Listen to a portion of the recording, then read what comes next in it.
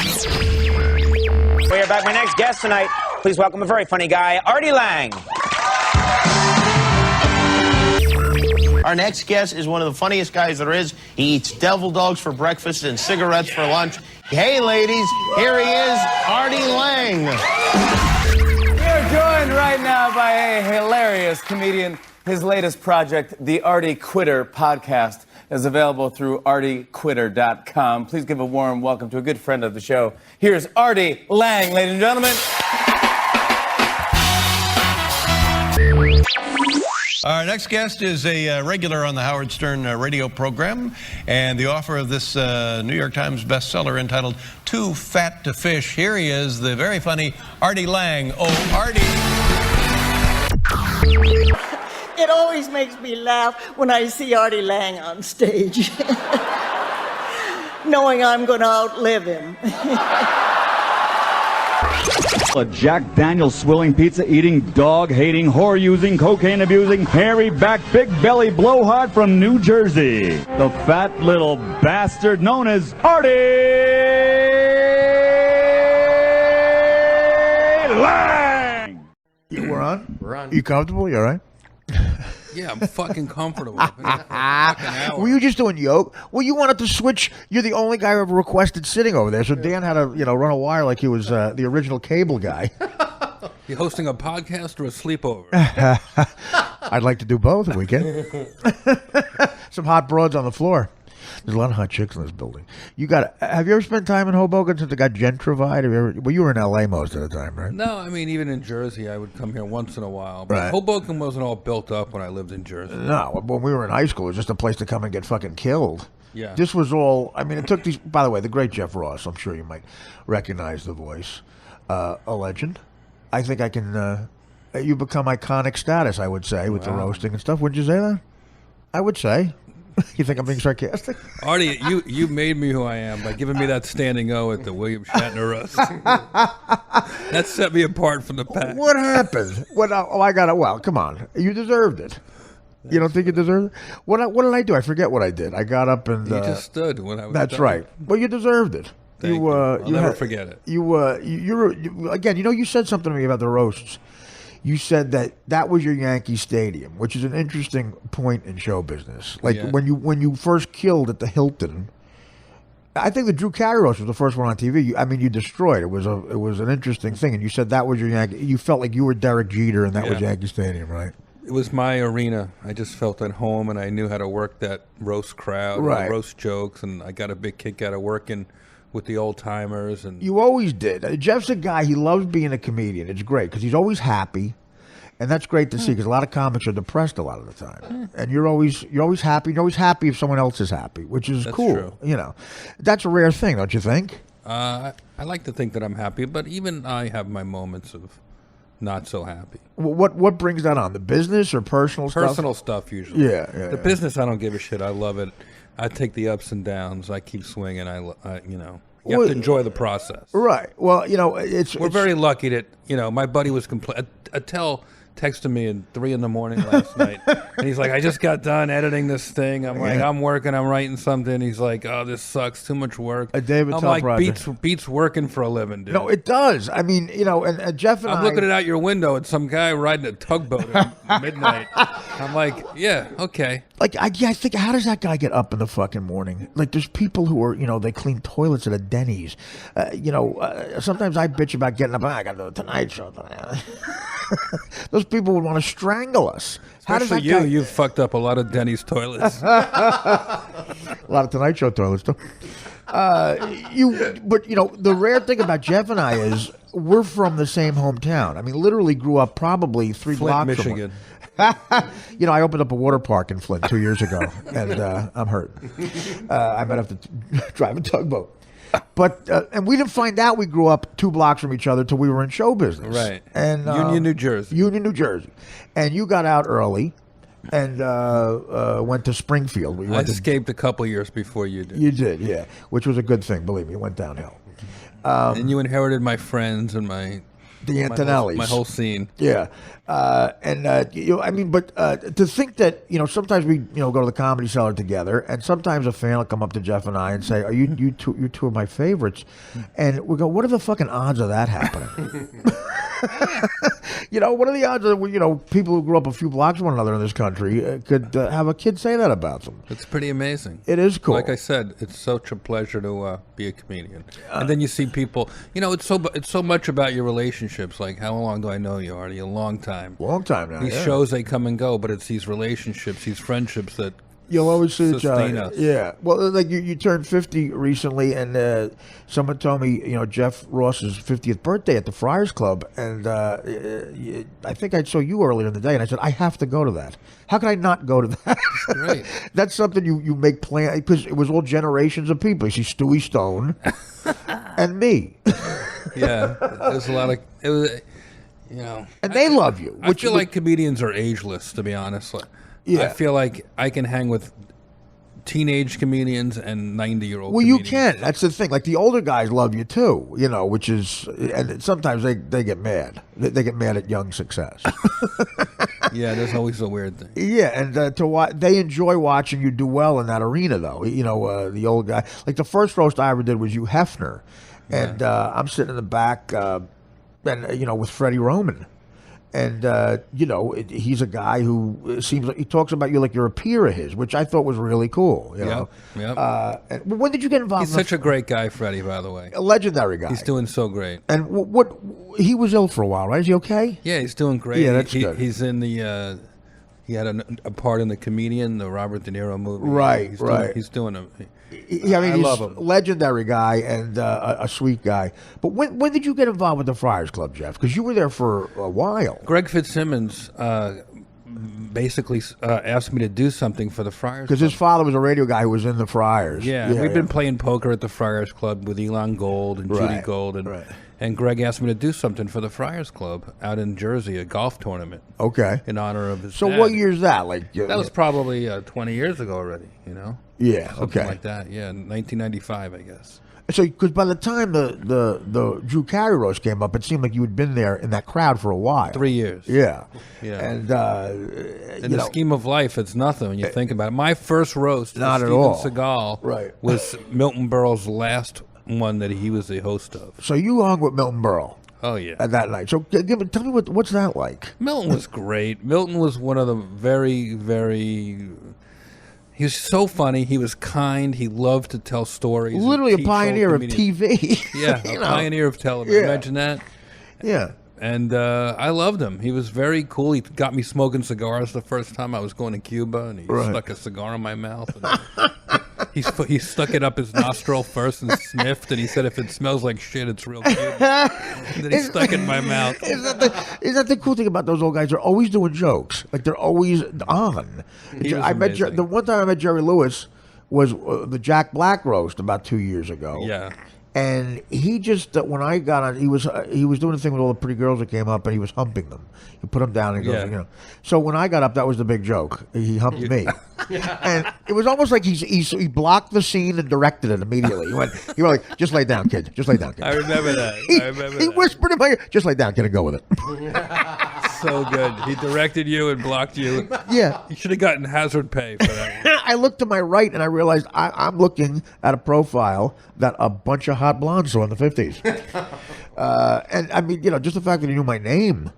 I just went to his 90th birthday party. Think about that. It was great. Think about what that guy's seen. Holy shit. Yeah. He was, because people don't realize, but Dean Martin was much older. Dean Martin was like 11 years older. He was 19, Jerry Lewis. Right.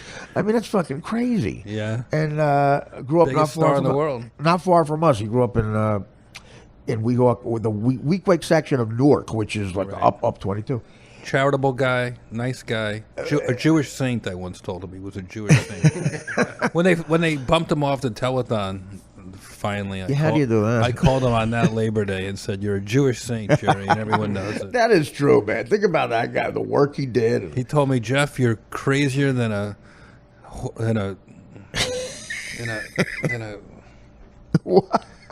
shithouse rat." That's what he said. You're crazier than a shithouse rat. Well, I probably remember more about Jeff and I's history than he does. Well, you have a weird memory for everything. Well, this really sticks out in my mind. So I knew Jeff from seeing him around the comedy clubs in New York City in the early '90s, and he was a guy. Jeff was very successful young, and you were one of the first guys to have a really amazing set at the new Letterman. I remember. Yeah. Oh man, with April 13th, 1995. Okay, I remember that because I was just about to go to L.A. to do Mad TV. I was auditioning for it. And I knew you from the clubs, and I saw you do that exact set a couple of nights before at Stand Up New York. Yeah, practice. And it went so fucking good. Right down to getting a pocketbook from the woman in the audience and putting it on your head. Like, all shit I really related. Everything you did, I kind of related to. I said, this kid doesn't really sound like my generation. It's like he went to the same fucking school I went to. I did. Yeah, right, and I didn't realize he did. So, cut to now 2 months later, I'm living in Los Angeles. And I'm shooting the Mad TV pilot on the Sunset Gower lot. And someone says to me, Janine Garofalo is hosting a show for alternative stand-up type shit. It's not stand-up, it's stories, whatever. One-man show, one-woman show type shit. On the next set, it's when Janine was like the hottest thing on the planet. So I, in between sketches, I went over there. And I happened to catch Jeff's set. And you told a story about how that ended with your grandfather giving you a ride, and you're going to White Castle. Wow. And you said it ended with the two of the greatest things in the world: a ride for my grandfather and White Castle. Okay. Now, I'm going, this fucking kid. I'm telling you, I have a connection with this fucking kid. Everything from the set on Letterman to standing online, all my teachers suck moose cock. He said it the way I said it. Because that was your punchline with the hat thing on your head. All my teachers suck moose cock. I'm like, this fucking kid and I have something. I said, this is fucking weird. This was a broad. I just buy him a ring right now. And he's talking about White Castle, his grandfather, and he's describing it like you were describing it. You said, you might have said my junior high was near a swamp or something. Yeah. I said, which is what my junior high was, Kawami Junior High. Yeah. So I'm so stressed about the pilot. I shoot the pilot, cut to like another 2 months. I'm back in New York. And it's the summer. I found that we got picked up. I happen to run into Jeff. You're not going to remember any of this. I happen to run into Jeff down on Lafayette Street. You're coming out of the fucking gym down there. Oh, boy. I was not. Yeah. I was on my way to a rehearsal for this group Live on Tape I was involved with. We were putting on this show. And I see Jeff. And I went up to him. I said, Jeff, man, I got to tell you, buddy, I saw that set live. I happened to walk over. And that's really something. And I said, so it's a casual talk. I said, so what are you doing later? He goes, I have a set at the Comic Strip. He goes, what are you doing? I said, I'm going back to Jersey. He goes, you're from Jersey? I go, where? He goes, that's a town called Union. He goes, you're from Union, New Jersey? I said, yeah. He goes, so am I. I go, what do you mean, Union City? He goes, no, I'm from Union, New Jersey. I go, get the fuck out of here. I said, wait a minute. That monologue you were talking, is that Kawami Junior High? He goes, yeah. I go, I fucking knew. I said, this is like he thought I was crazy. I said, dude, there's been a connection with me and you. You don't know it. It's been a one-way connection. It's almost like a stalking thing. Wow. And we had some of the same teachers. We had some of the same friends. But you're about 2 years older than me. But you know my buddy Donnie, the Antonelli brothers. Think about that. Wow. Their old man laid carpets. Shout out Donnie, Darren, and Daniel. Exactly. And who love Jeff so much, and they it's great to see those guys because they're so proud of us. It's like we're so happy for you guys, which is the sweetest thing in the world. Because they're all doctors and they're proud of us. That's what I'm saying. Yeah, guys. Honestly, if somebody's got to get taken out in life, it should be us.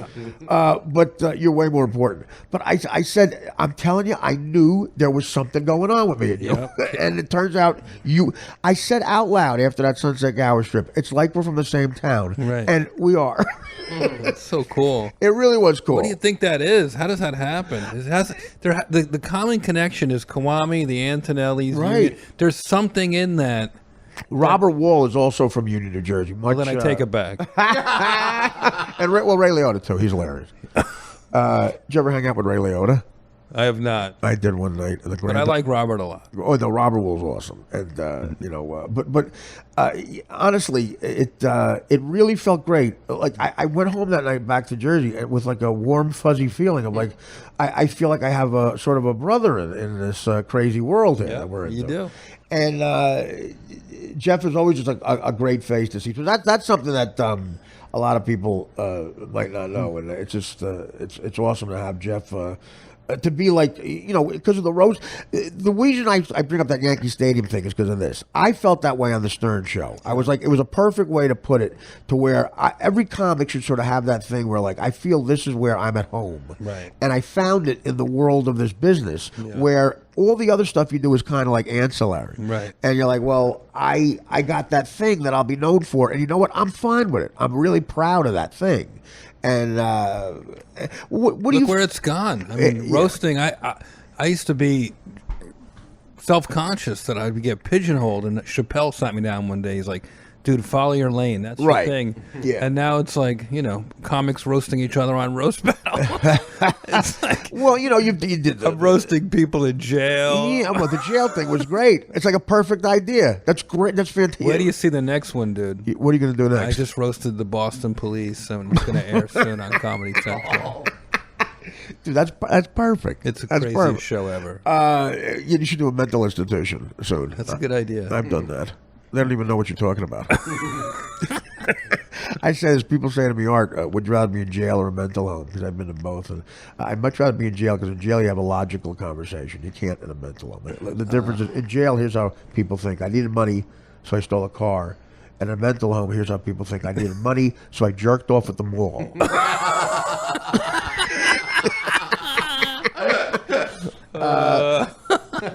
Well, so I mean, that's the other thing about it. You embrace what you're good at. You're not trying to be something else, And I'm the same way. I don't want to like Eddie Murphy put out an album. God bless him, but I don't want to put out my Party Tonight record. Party all the time. Party all the time. That's so Party all the time. the funniest thing you ever did. Doesn't even have a party all the time. Well, give me your take on it. You have a lot of friends with young comics because you work at the Comedy Store a lot. When you're in New York, you're always at the Cellar. Right. I'm sure there's a lot of young comics who love you, but do you have friends who are young comedians? Do you embrace this new generation? I do. I do. I always feel like comedy is all about relevancy, and I stay out at night and I do spots, and I become, no matter how old, I'm friends with young and old comedians, like we said, but yeah, there's a lot of guys who do the roast battles in New York and L.A. that I've gotten really tight with, and guys that I write with. And well, I did that in Montreal. You do these roast battles where you have guys judge. We're doing it in New York at the Gramercy. When are you doing that? Father's Day, whatever that is. Oh, my God. My worst holiday. Mid-June. Well, that's the other thing about Jeff that we have in common. Is sort of the tragic thing with our parents. Both of your parents died. I'm going to say within a not that long from one another, right? They roast battled each other. That's terrible. They died at 5 years apart. Now, I mean, so when you were a kid, right? Or basically. As a teenager. Now, were you living in Union when that happened? Yeah. Oh, man. And so you went to live with your grandparents? No. What happened? My mother passed away when I was 14. What happened? My sister was like 12. She had leukemia. Oh, man. And that's rough. Eventually, 5 years later, my dad did cocaine and died. Is that true? Yeah. Oh, man. And so you had a heart attack from it, or like he cerebral OD'd? Coma, cerebral hemorrhage. Was he an addict? I mean, a bad. I don't know. You don't know anything about it, right? He was a caterer. He was having a good time. Well, that is a party scene. He was a single guy in the 80s. He was a widow. Now it's sort of a famous. He was a lot of fun. He was hilarious and one of the funniest guys I ever met. You were close with him. Yeah. I had the same relationship with my dad. He was like my best friend. In a lot of ways, I tell stories about him in group therapy where a lot of logical thinking people say, well, he was a maniac. I go, I don't know. I never had nothing but a blast around the guy.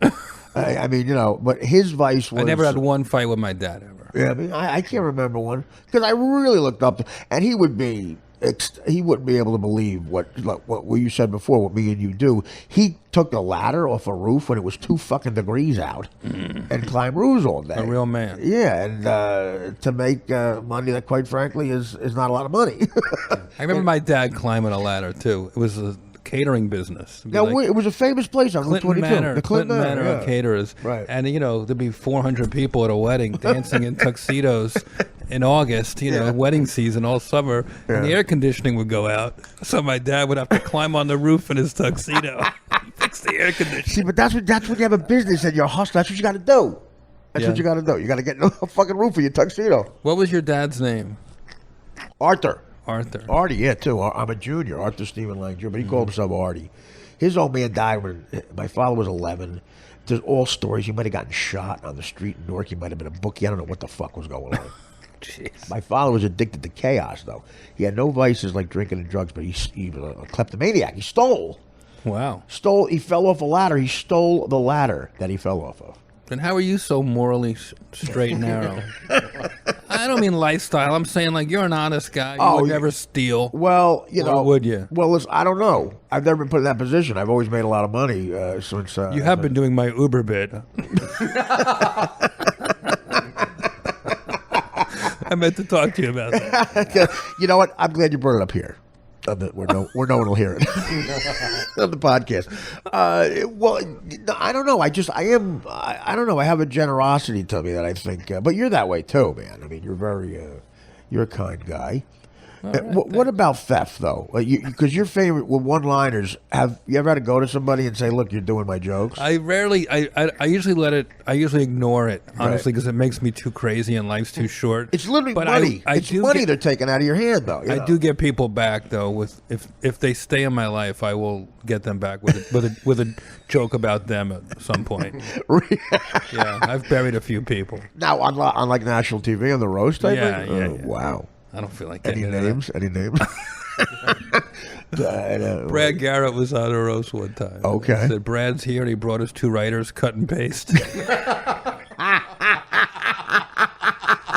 seems like a nice guy, but I think he's mad at me over that. So Brad Garrett did a joke of yours, I'm going to assume. Somewhere.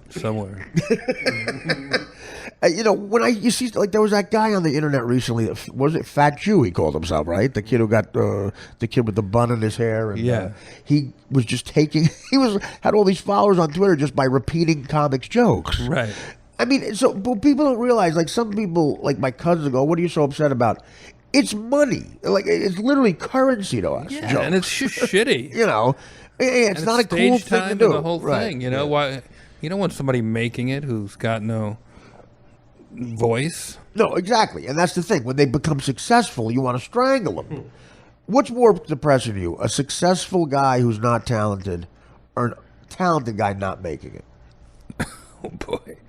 A talented and give me guy, two examples of each. A talented guy not making it. Yeah, that is. That's tough. It's tough to see that. Because it's usually their own fault. Absolutely. They have a hustle mentality, or they're angry all the time, or they're in the substance abuse. I just talked to Greg Giraldo's story. I just had a Mitch Hedberg. That show Vice is doing a Mitch Hedberg special. Did they call you about that? No. Yeah, they interviewed me about that because I had one story about me, him, and Giraldo. Giraldo once, for the William Shatner roast, I don't know if I ever told you this, and this shows what comedians are like and why a true comic always stays true to a joke. Me and Greg were the two guys on the Shatner roast who were from New York. So I'm waiting in the JFK first class lounge, and I know Greg's the other guy. He shows up at the last minute, and he's really antsy, like he's been up for 3 days doing whatever, anxiety, coked up. I can't do it. I can't get on the plane, Art. I can't do this, blah, blah, blah. I'm like, Greg, you're going first. You have to do this. This is going to end your career. He's worried he's going to lose his wife. So I had Vicodin on me.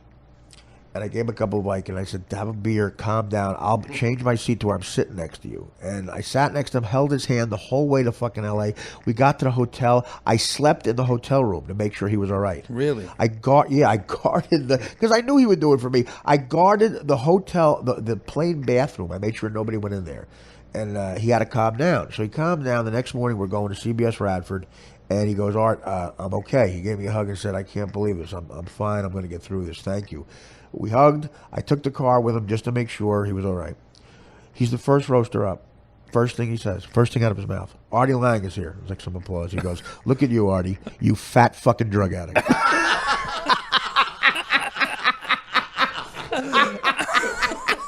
And I went like this. I go, dude. He goes, He shrugged his shoulders like, hey, what do you want me to tell you? It's a roast? Wow. That is staying true to the roast. Jeez, that's amazing. I never knew that. First thing out of his mouth. Wow. And then, Where were you when Courtney Love did the roast? yeah, you know what? I was shooting the movie Beer League. Jimmy Kimmel personally asked me, it was so cool. I got invited to do that. I'm shooting Beer League here, and I watch you guys doing that, and I see Courtney Love, and I'm like, oh my God, Jeff Ross must be literally salivating. Like a lion that was looking at raw meat. And it was amazing.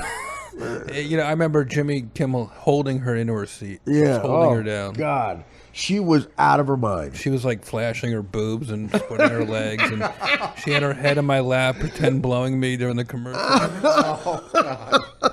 Pretend blowing him. And the next morning, I think she went and got help. Is that true? Yeah. Oh yeah. Well, Roasting saves lives. I needed help from a fucking busted gut laughing. And you know, again, when something like that happens, now would you ever consider not going after her when something like that happens? You have to do it, right? Well, I mean, you got to. She's there. I'm always in the moment. She's there, right? Yeah, I mean, she wants to be part of the action, or she wouldn't be running around. Like Right.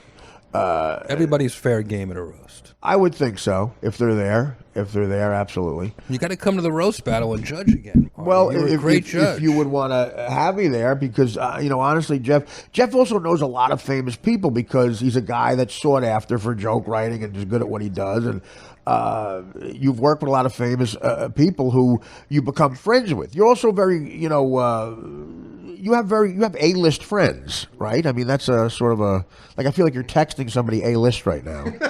I have A-list all the way to F-list. I run the gamut. Like while you're talking to Dan, out of one eye, you're texting with like, I don't know, like Cameron Diaz or something. Yeah. Have you ever done a private? I'm friends with Cameron Diaz and Tony Diaz. I think Managed Rascals in the 80s. All right, let me ask you this. Artie, I just want to say this is so much fun. This is. We could probably do this for 6 hours. We're sitting on my couch. I'm technically making money.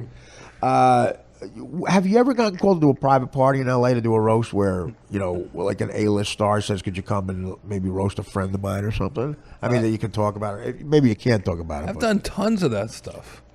I mean, anybody you could talk, anybody that, I mean, without getting into details, like, I mean, as A-list as, like, the names would impress us probably, right? I remember Katy Perry bringing me up. Just introducing me at a barbecue once. Really? Didn't even ask me, and just brought me up there and started telling me about her squad, her friends, her. Oh, okay. And to her goof family, on them. and Right. I just one at a time just started annihilating people. Oh. Said you all look like a gay softball team. So when she invited you to a party and just out of nowhere that happened? Yeah. Okay. And you don't get aggravated at that?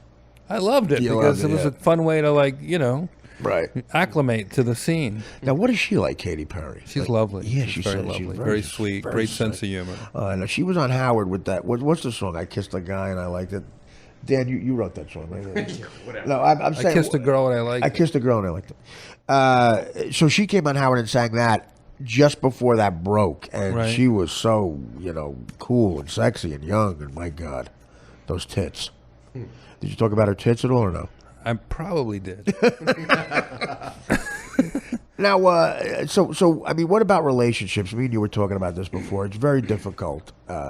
Is that one of the things personally that gets to you, like you were saying, tragically? Well, you know, I always like to have a girlfriend. I don't like being single necessarily. Right. I feel funnier when I have a girl. Is that true? Yeah. Is that I'm happier, I a should say. security thing, right? I know. I agree with that. Well, I feel- mean, it just focuses more on, right, I don't know, just, stability. And I'm not sure why. Yeah. Well, I think we need that sort of, I don't know, some sort of security there where, you know, it's validation. Somebody can stand us, I think.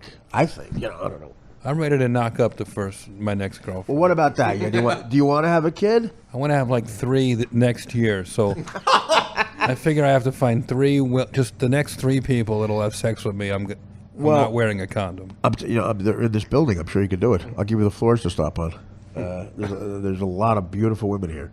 But I don't think a young woman some of these young women, it's hard to find a good woman. You know what I mean nowadays? Like they're hot, but none of them. Like my mother, when my father fell off a roof, became a quadriplegic. My mother didn't put him in a home because she was afraid it would hurt us as kids. So she wiped his ass, didn't leave him, made sure he was comfortable because we had no insurance and was like we're on welfare.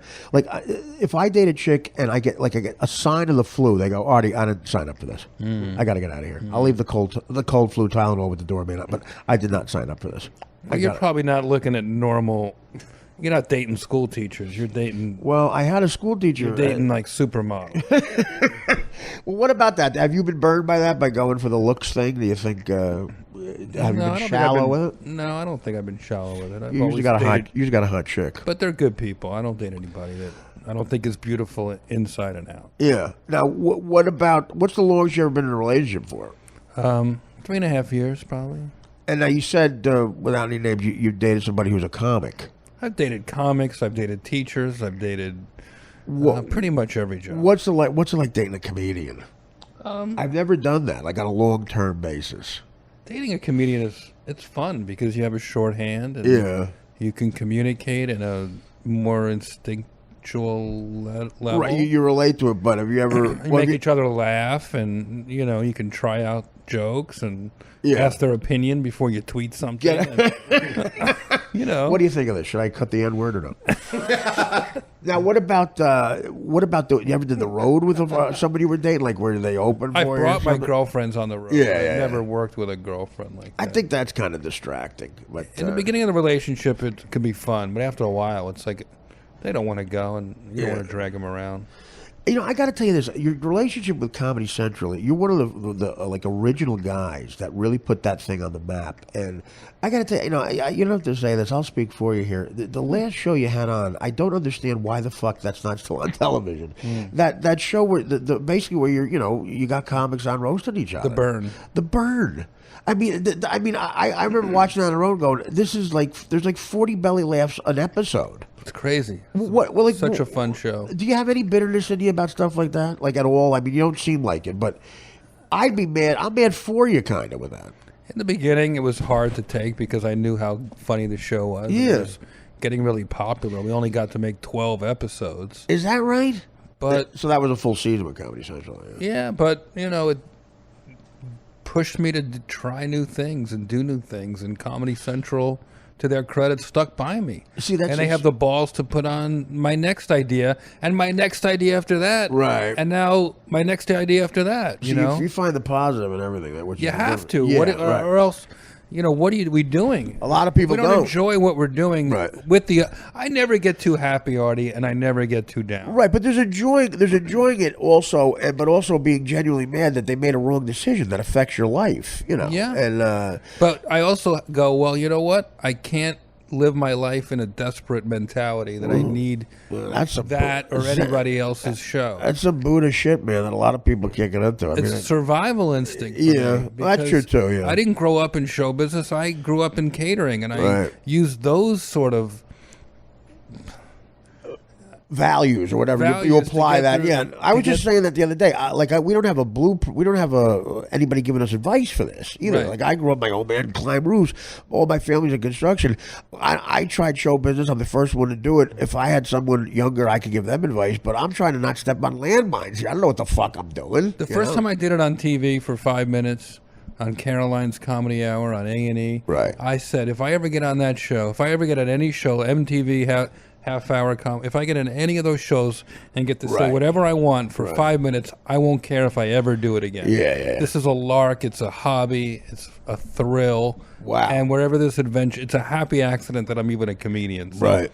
I don't get too down. I really don't. I mean, I still love it. Well, I loaded trucks for a living at the port in Newark. I made $60,000 my best year, and I said to myself, well, if I make 60 G's doing comedy, then I'm winning. because it's the same amount that I made loading a truck. But then you get here, and I don't know, the human instinct is you want more. You see, like, you know, maybe you're better at it than you thought you'd be. And it's not a hobby. It's a way to make money. It's a way to buy my mother a house. It's a way to get, you know, take care of the people I love. It's a way to be comfortable. Yeah. Like, I mean, you own a place in L.A. and here in New York, right? Right. I mean, so you're back and forth. Like, that's a pretty, you're living a lifestyle that not a high percentage of people in the world live. No. And it's all through that thing that you thought was a lark. You know, think about that, the hobby. I don't know what I would have done. My buddy Mark told me, try this comedy class. Try being a comedian. You'll like it. You'll meet girls. You'll be good at it, I think. What about catering? You never thought about doing that? No. I did it all through grade school and high school and Right. a little bit in college. I worked so hard. That's a lot of work, man. Oh, But it wasn't for me. When my dad died, I knew I wasn't going in. Would that have been too hard because it reminded you of your dad? No, my cousin took it over, and Are you close with him now? yeah, we're still. No, the place isn't there anymore. The Clinton Manor's gone. I It know didn't that. It didn't last much longer, but it was famous and super Right on popular Route, and right on Route delicious. 22. Delicious food, and yeah. everybody got married there back in the day. Judy Blume wrote about Clinton Manor. Did she in really? her book Wifey, about how everyone who grew up in New Jersey wanted to get married. A big fancy wedding at Clinton Manor. What year did it start? It started probably in the 50s. Okay. My great grandmother Rose, she started it. My grandfather had it. My uncles, my cousins. That my is a dad. business that gets passed down. Absolutely. Yeah. You know, and so you broke the cycle and you become. What does your family look at you like when your family sees you on TV and stuff? Like your cousin took over. Is it a proud thing? Is there a weird relationship? Are you close with them? I'm close with all of them. And they love what you do. We're spending 2 weeks, 25 of us, at a beach house in Jersey, the shore this summer. Right, that's You right. know, we're all super close. They come to my shows. You know, as I got better, they got better. Well, you know, right. in the beginning, they were like, "Are you sure about this? What are you doing?" We'll come, but you know, you did go to college. You know. Yeah, you might want to do something with that.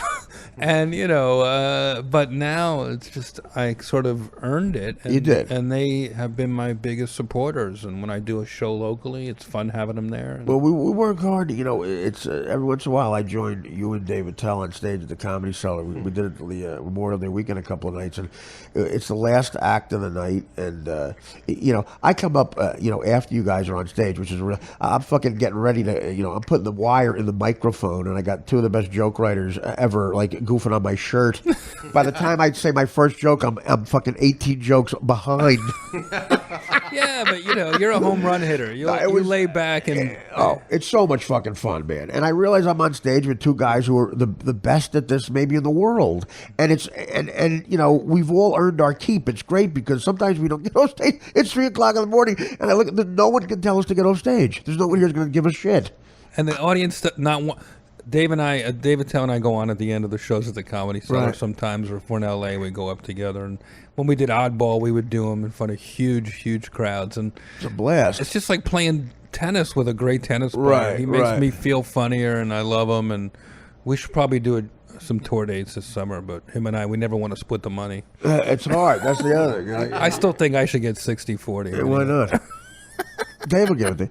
I you know, so when I go up there, I'm like, you know what, I want to go up here because it's a challenge and it's just fucking fun. It kind of validates the thing. That, yeah, I sort of deserve the fact that I'm up here and you can't tell me to get the fuck off stage. Yeah. Well, that speaks to you. Love to riff. I mean, you're one of the best riffers. So when you have an open mic with no end in sight, that's. Yeah. I know you. You go into high gear right there. It was, but being up there with you guys makes it, you know. And then afterwards, you go out, you have a cigarette, you talk to people, you see how, and you do see how these young kids, they're genuinely excited about seeing us. Yeah. And that makes me feel great. I got to tell you, that's a guilty pleasure where you like to think that it doesn't get to you, but when those younger guys come up and say, you know, this is the reason we came to New York on a vacation, is to maybe have a night like this.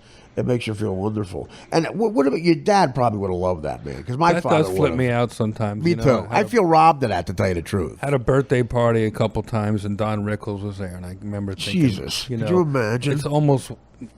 It almost is sad. Yeah. To have Don Rickles at my birthday party when my parents aren't here to go. Oh my God! I Don Rickles. So Think of that. That was their favorite. He was in Dirty Work with me and Norm, and it's the first scene, and at the end, I can't believe I don't have this tape. I wanted to strangle a publicity woman for Dirty Work. I said, Don, look at the camera. Could you just say hi to my mother? And so she goes, what's her name? I go, Judy. He goes, so he starts roasting me, which is, I wanted him to do it.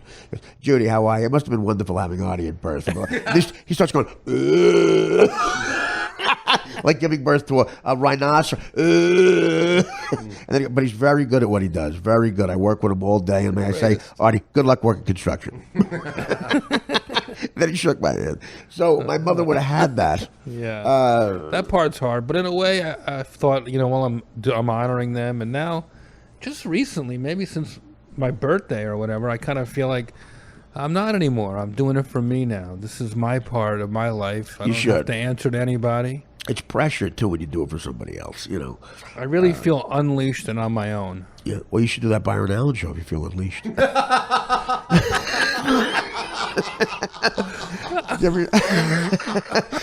Two things about that show you're going to love. No, I'm not going on a tangent about the Byron Allen. Well, real quick. Norm Macdonald goes, I did that show, Comics Unleashed. I never felt more leashed.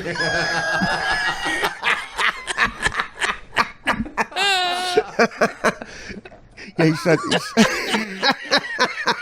he sets people up for like a premise, Byron Allen. He goes, so yeah, you went skiing once, didn't you? So John Lovitz was on the show, and I swear to God, he looked at Lovitz on TV and goes, so John, I understand you're getting older. Do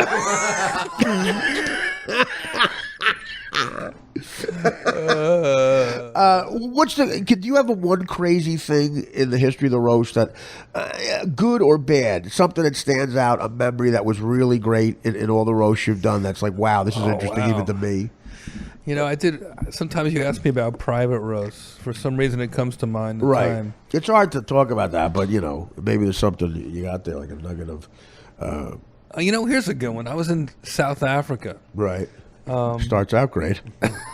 Last year. Right. And they had a comedy festival. They asked me to come in. It's one of those 4-week festivals. You moved to South Africa. And, my type of comedy is they've never heard it before. Right. But yet for some reason I had thousands of people at my show. It was a huge, amazing, one of the best sets I ever had. Right.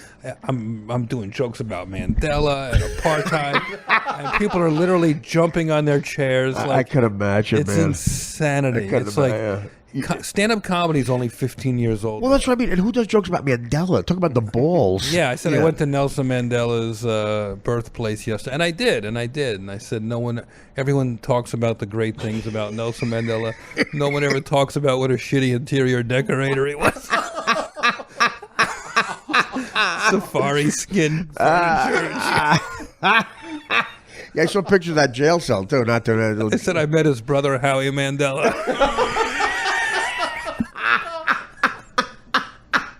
And people are just going fucking crazy. He's a big germaphobe. And you ask about roasting stories that are just where it's That's like right so down to the fucking wire. Funny. I ask for volunteers. I bring people up and do like a speed roast, and all of a sudden I see two like security guards carrying a girl in a wheelchair onto the stage. Oh my God! Like so what goes through your head with that? Like save her for last. I don't know if you've done a college with this politically correct thing now where they have these chicks do the deaf interpretation. Yeah. So me and Nick DiPaolo and Colin Quinn did it once. Okay, think about that. So this woman's on stage, and I go to the woman. I go, look, I checked. There's no deaf people here. You can leave. Like, why would you be here? It's just a distraction, so you wouldn't leave. So I do the dumb version of fucking with her, and Colin does the smart version. I asked her, what's the deaf thing for pussy? What's the sign? Literally, Jeff, the deaf thing for pussy is a triangle. She makes a triangle. Really? Yeah. So at the end of every joke, for no reason, I said pussy. I go, and pussy. And she went, she had to say everything we said. So at the end of my set, I said pussy 50 times in a row. And she kept going like this, pussy. And she started to cry. I mean, she was really, she was upset. I said, you can leave. She goes, no, I have to stay. She was a trooper. Colin comes on, and he does the smart version of it. Colin goes, tells a joke, and it bombs. He walks up to her, hits her on the head, and goes, is this thing on? Then I ran out and I yelled pussy. Did you ever have that? Like, someone like you. So anyway, wait. So this girl comes on. And Oh wait, I'm roasting her. I'm roasting all these basically Africans down the whole list, and I get to this last girl, and she's in a wheelchair, and she's just a little like shriveled up thing in an electric wheelchair. Boy, you're very flattering. That is flattering. And I'm talking to her, and the whole audience is like on the edge of their seat, like, what's he going to say to this disabled woman who's volunteered to be speed roasted? And I said, what do you do? And she says, I'm a secretary. I said, for who? Stephen Hawking? The place lights up, and then I go, who you here with? And she points to her husband, and he's sort of just sitting there, able-bodied guy, and I'm like, hey, what's up, dude? She's hot. And I look, and I hold her hand, and I say, Laura, I would fuck your spine straight. And she just fucking stretched out, like her whole body just wriggled around in her wheelchair. I never saw anyone laugh. That'd be great if that made her walk. See, but you gotta go for it in that situation. Like, how do you do that halfway? Right. But then you gotta be good. You gotta come up with the goods. So you did the prison thing. Let me ask you: do you stay in touch with those prison guys?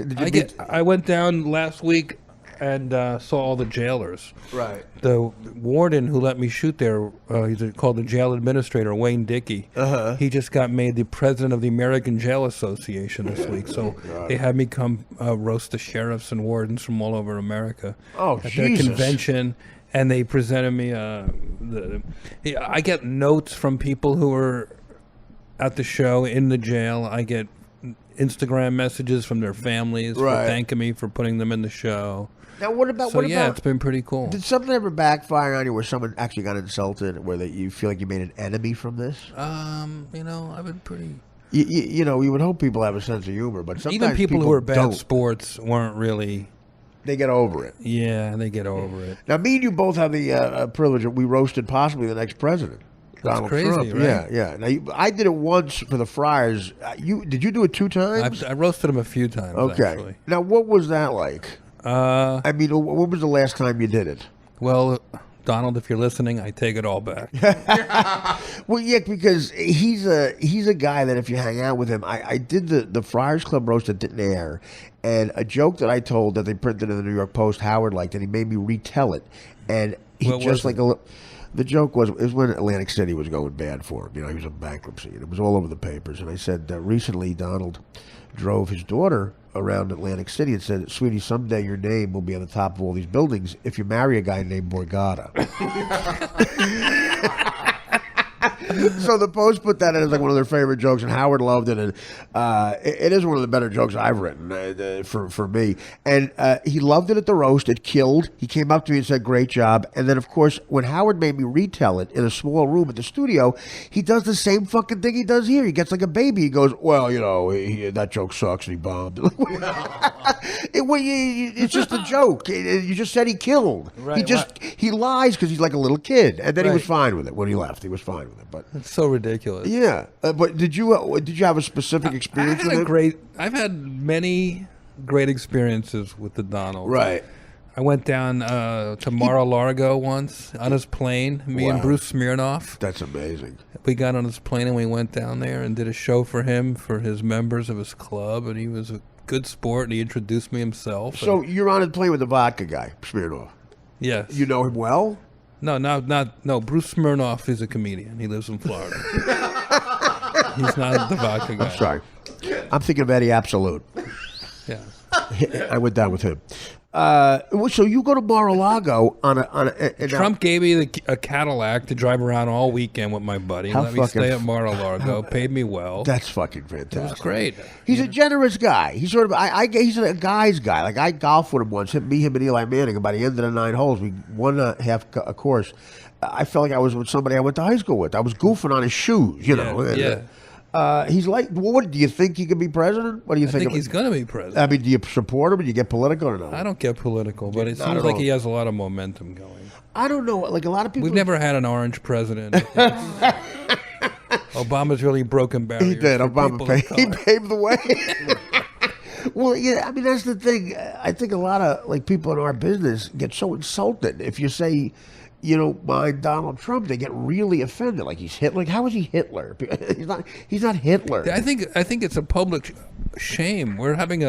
America's having a midlife crisis. I agree. We have another 250 years left, and we're bottoming out right now, electing reality stars. Our back is starting to hurt. The country's so fucking weird right now. You and I are going to be hosting Good Morning America. How great would that be? One morning we get one morning and they don't show up. We're late the second day. When I first got the Stern show, Colin Quinn called me up and goes, "Congratulations, I'll give you 2 weeks." Because it's waking up that's the other great thing about being a comic, the hours. You know what I mean? It's just casually walk around. Like I said, like you're going to the cellar tonight. I said, "When are you going to be?" He goes, "I don't know, I don't know. I'll get over there." There's no sort of... it's just fucking fun, man. That's why when you hear somebody complain, it almost aggravates you. And my point is, with Jeff, my good friend, who, as you can tell from that story, I really have always had a connection with. It's refreshing to see Jeff. It really is. Thanks, Artie. It's fun, and he's a good man. I always felt like he was like a brother to me, and I feel sort of protected by him in a weird way. He's a guy who's always been I feel a step above me in this thing, and I always feel like I got a friend in the room with Jeff. And I also got you. It's all true, my friend. Yeah, well, I thank you. It's nice to hear. It really is. A lot of guys don't express it. I mean it from the bottom of my heart, brother. That means a lot. And same here too, by the way. Well, listen. I mean, that's the thing. I went home that night after I found that you were from Union, going like, he's a guy. Me and the Antonellis are just a phone call away if you have any trouble. South Africa, let us know. We'll be there. Me, Danny, Donnie, and Darren. You had an accountant and 2 doctors coming to the rescue. Yeah, Darren, the kid who's my age, Darren was really, you don't realize how close we were growing up and playing stickball, all that shit. Because you're from Lehigh Avenue, right? Yeah. And I'm from around the block in 5 Points. 752 Lehigh Avenue. So right by Hall Stadium, not far. Wow, that's unbelievable. Best hot dog I ever had in my life. Yeah, they're still going good. You ever drive by Hall Stadium? Not in a You know long what time. I did, Jeff? I almost called you. As a matter of fact, I asked you. You were in Los Angeles. It would have been impossible because it was a last-minute thing. But when I had that DirecTV show, DirecTV said, "What do you want to do for like a special thing?" I said, "I want to do a home run derby from my Little League field." Where I could just launch home runs. Yeah. And they go, okay. They rented the place out. They called my buddy Dean Rocco, who I went to school with. He runs the fucking field. I made sure he got paid. One Sunday they shut it down, and I had just someone launching in like strikes, and I was just hitting home runs at Hall Stadium. So fun. All afternoon. I would kill to do that. Oh, Jeff, it was Let's do it again. Oh, it was so much fucking fun. My cousin plays there. You want to go there one day this What do you mean summer? he plays there? He's a kid. Oh. What the cousin I met at Different cousin than you. Well, I could tell how close you were with him, the 17-year-old. Yeah, Jeremy. What does he do? He's just about to graduate high school. But he loves you, man. He thinks he wants to be a comedian, though, right? I don't know if he thinks that way. I don't think he knows what he wants. I don't know if I can talk about what you were talking about. You had a summer with him down the shore when you came to visit me last summer. And you helped him out with women. I always. My nephews, my cousins, they come to me for advice. Uncle Jeff got their pipes clean. They must look up to you like crazy, right? They're good. Yeah, I think so. I try to be their friend. That kid seems like you were his god, which was nice to see. He really loves you. He's a good guy. And what does he want to do? He had a rough year. His dad passed away. Yeah. That's what it was about. It was like you were comforting him in a bit. Well, so the next time I do that, I'm going to do that again. You want to play home run derby there, right? I'm in. Yeah. I'll do that. Who'd you play for, Jeff? The Tigers? You were a Tiger. Look at you. You have a crazy freaking memory. You played with Steve Manzon? I did. Wow. Remember that kid? How great was Steve Manzon, man? Just a wild partying high school kid. He was an angel dust addict in high school, and I didn't know all that. He got you left. He got to high school. You saw him when he was just smoking Marlboro Reds, and what a great player, a natural player. And I hit right behind him. When he was a senior and I was a junior, we won the state championship. We were 28-5, and I saw him hit a home run. He called for a timeout from an umpire, and he hit a home run with one hand over the right field fence at Westfield. He had a joint in the other hand. Going between second and third, Jeff. He's tripped and fell right on his face. In between second and third, did a face plant into the infield. Tripped over his stirrups. Oh, wow. The other thing, He won Boy Athlete of the Week. They had to give it to him. He hit like 9 home runs in 1 week. The Athlete of the Week articles were usually like, Chad's going to Cornell in the fall. His said, Steven, in his spare time, plays in a band called Lethal Corpse. And he had a helmet on that didn't fit him. His hair was down to the middle of his back, and it was the funniest fucking thing. He made All-State. He didn't own a glove. He would borrow a glove every day. What does he do now? You're not going to believe this. He totally cleaned his act up. Totally. Early on. And he's like an accountant. He went to Rutgers and became an accountant. Incredible. Got a family. He's doing well. And the other great thing about him was he pitched a 3-hitter in a scrimmage game in work boots and a cut-off Iron Maiden shirt. I kind of remember that. A 3-hitter. I kind of remember something like that. You can't make that shit up, man. You just can't. Really? You were on that team. That's a funny team. The Tigers. Did you have fun? Was your childhood I never fun? hit a homer, but that's why I want to go to Hall Stadium with you and hit a homer. It'd be fun to launch them out. You just launch them, and you hit the fucking the fences and the houses in the back. It's great. What about you? Your child? You went to Dayton High. Now, what was that like? Did you have fun in high school? I had a good time in high school. My mom had just passed away. We moved out of Union and into Springfield. That's rough, man. And she kind of died within a year of moving to Springfield. That ain't easy, man. So how do you deal with that? Like, I mean, did comedy become a thing that was your defense mechanism or something? No, I didn't even know about comedy. I was into rock and roll and. Were you in a band ever? Yeah, I was in bands in high school and college, punk rock bands mostly. What instrument? I'm a bad guitar player. You're a guitar player, right? Yeah. My dad died. I don't know if I told this story, but I had a Fender Stratocaster that I got in high school and played in college, played in punk rock bands and who'd you love? The Ramones and stuff. The Ramones, the Clash, the Sex Pistols. Such great music. Springsteen. Man. Think about how great that music was. I saw the Clash open up for the Who at Shea Stadium. I remember that. 1982. I saw it. I mean, what's my that? seats were so bad. I didn't see the Who. I saw the Where.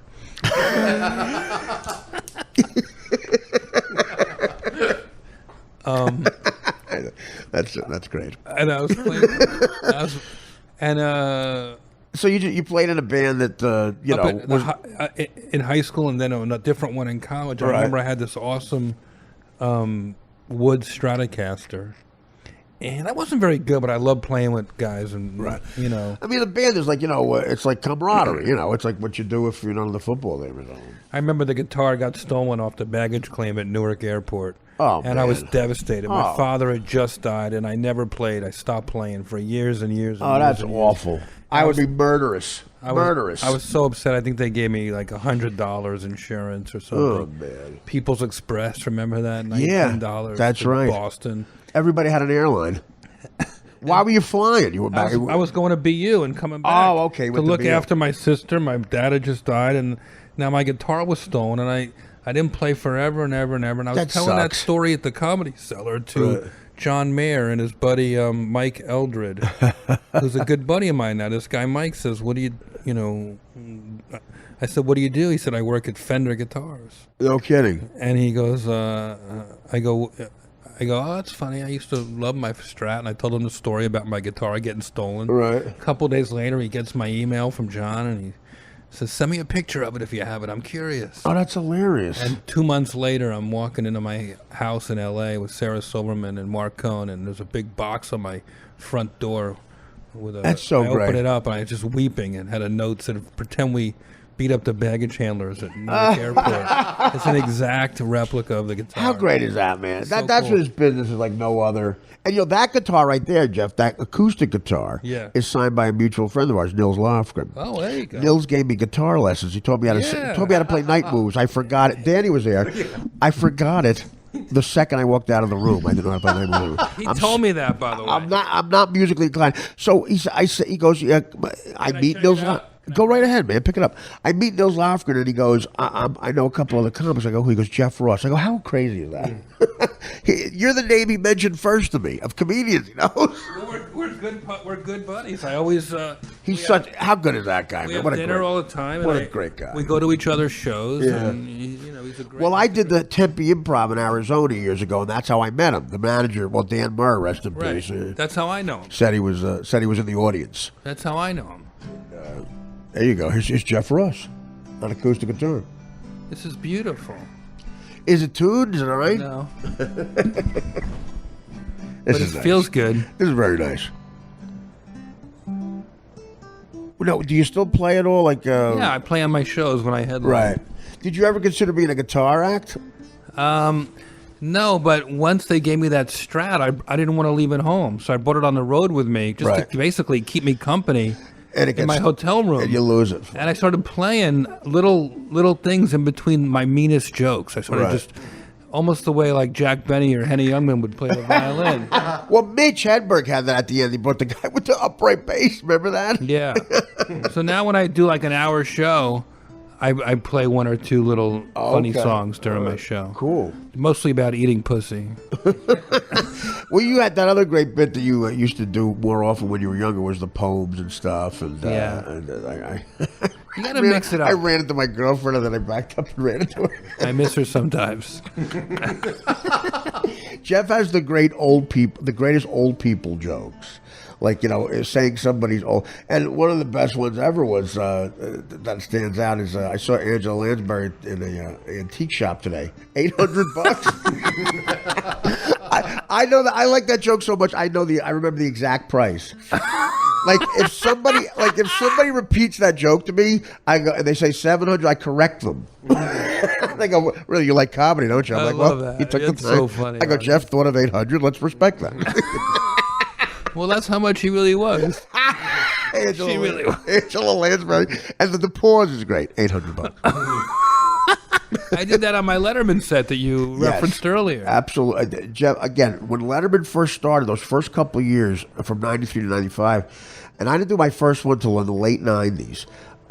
It was the big thing for any of us to get on Letterman, and Jeff might have had the best set of any of us ever. I mean, I would do anything to see that. I wish somebody would post it. I don't know where to You find don't know? You don't have that somewhere? Really? on VHS somewhere. It's got to be on you. Everything's on YouTube. It's not.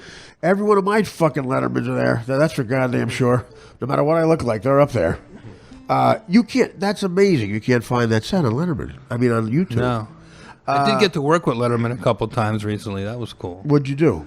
I did a show for the USO with the president and the vice president, and David Letterman was there. Uh-huh.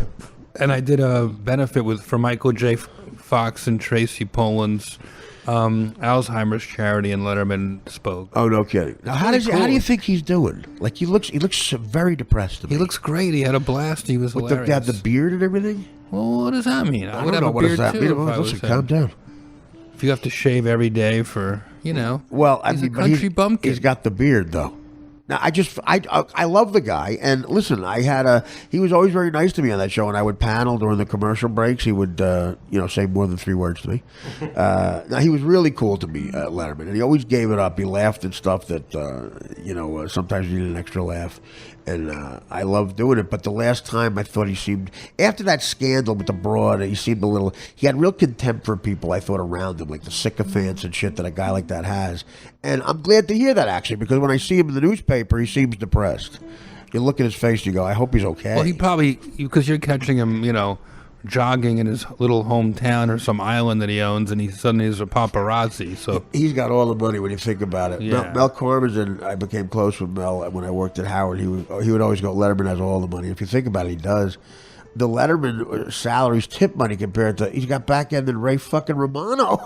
Right. He created that show with him. Right. Letterman probably has $1 billion. It's insane.